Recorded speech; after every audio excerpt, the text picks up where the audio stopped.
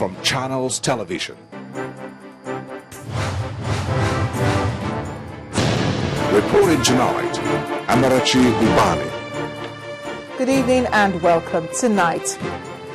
The army assures residents of Borno of their safety as it battles insurgents group Boko Haram.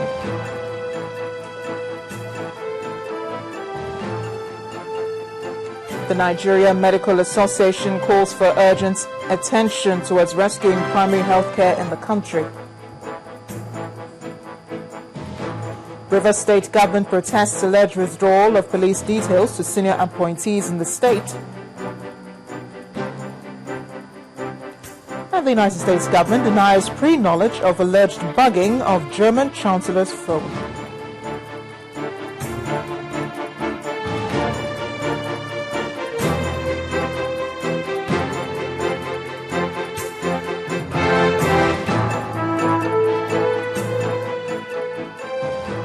We begin tonight with security issues. The Nigerian army says it is leaving nothing to chance in its battle against insurgents group Boko Haram.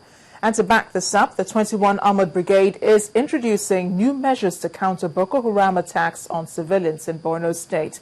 Now, acting commander of the brigade, Colonel Ibrahim Yusuf, told journalists in Maiduguri that the army would from now on ensure maximum safety for all Nigerians, particularly civilians living in Maiduguri.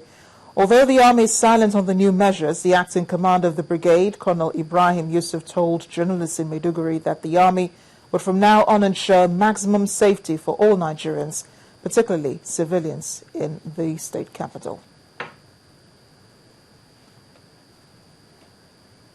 Well, security is not only a challenge here in Nigeria. Nigerians are also being killed elsewhere, especially in South Africa, where there are frequent xenophobic attacks. But the South African government says it's doing what it can to stem this, but that the issue remains a challenge for them. During an interview, the South African High Commissioner to Nigeria, Ambassador Lulu Ngunu, insists that emphasizing the historical ties between Nigeria and South Africa would go a long way towards improving bilateral ties. We as South Africa, if we call it xenophobia, it is not a part of our foreign policy. That is why we have our own laws that are there to punish anybody who harasses or engages negatively on people, whether be they South Africans, Namibians, or Nigerians. You see, and we have said this openly. That is why we always, time and again, when you interview us, we emphasize this history of South Africa and Nigeria. We are in a way, educating our people that we come a long way with these people. We have shared trenches fighting against apartheid.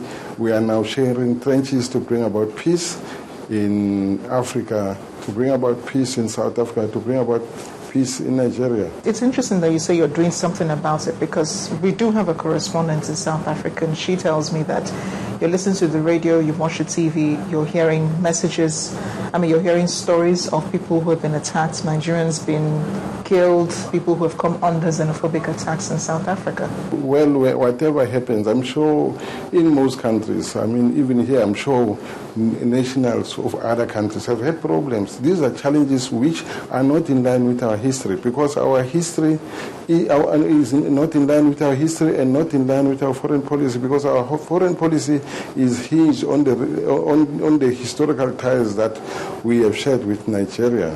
But I say that if we can come together, Nigerians and other African countries, talking about this and, of course, doing it internally, how we can make sure that there is peace amongst our people, that our people see each other as brothers and sisters. As, of course, we have forged these ties, through blood and tears as we fought apartheid.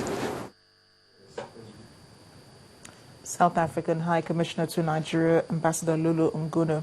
And to the nation's health sector, where the Nigerian Medical Association confesses to there being a lot of rot in the system, especially in the area of primary health care. The president of the NMA, Dr. Saho Enabulele, told journalists today in Abuja that except something urgent is done to rescue the health sector, there may be an extensive damage. He lamented the poor funding and infrastructure in the system.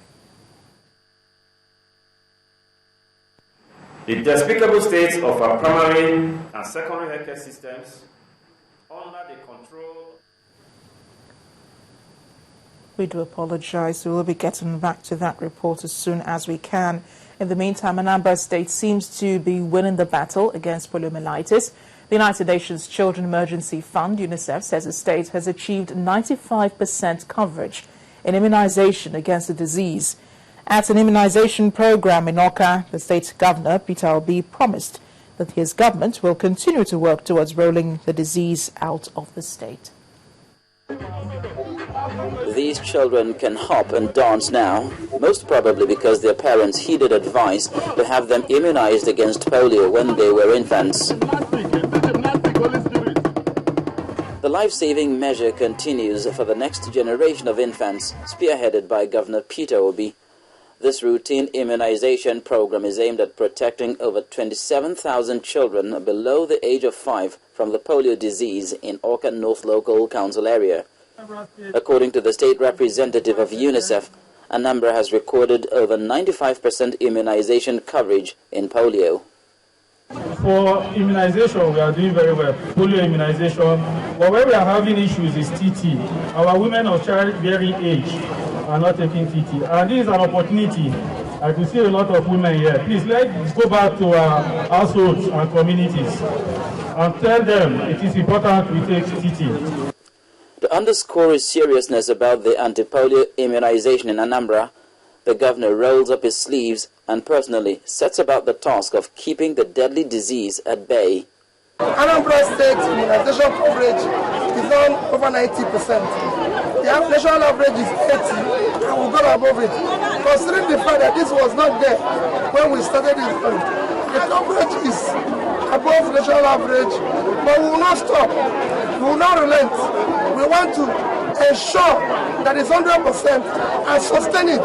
It's not just getting there, but sustaining it. We are going to upgrade 12 general hospitals in the state, and at least one came from Awka North local government.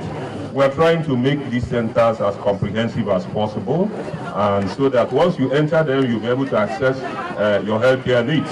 In spite of the comprehensive coverage achieved so far, Anambra State remains determined to scale up further. Awka North, where the intervention is taking off, is an agrarian community and one of the poorest in the state. The polio immunization is indeed an intervention that will add value to the lives of the people. And we can now bring you that report on the nation's health sector, where the Nigerian Medical Association confesses to there being a lot of rot in the system, especially in the area of primary health care. Well, the president of the NMA, Dr. Saho Enabulele, told journalists today in Abuja that except something urgent is done to rescue the sector, there may be an extensive damage.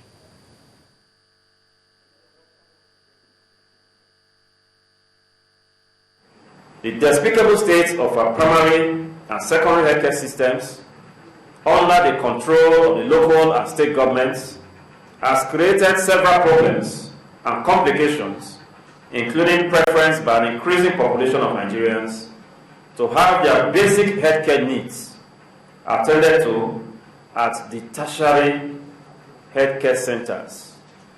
This has led to the suffocating and indeed overstretching of the available facilities and health human resources at the specialist tertiary healthcare level.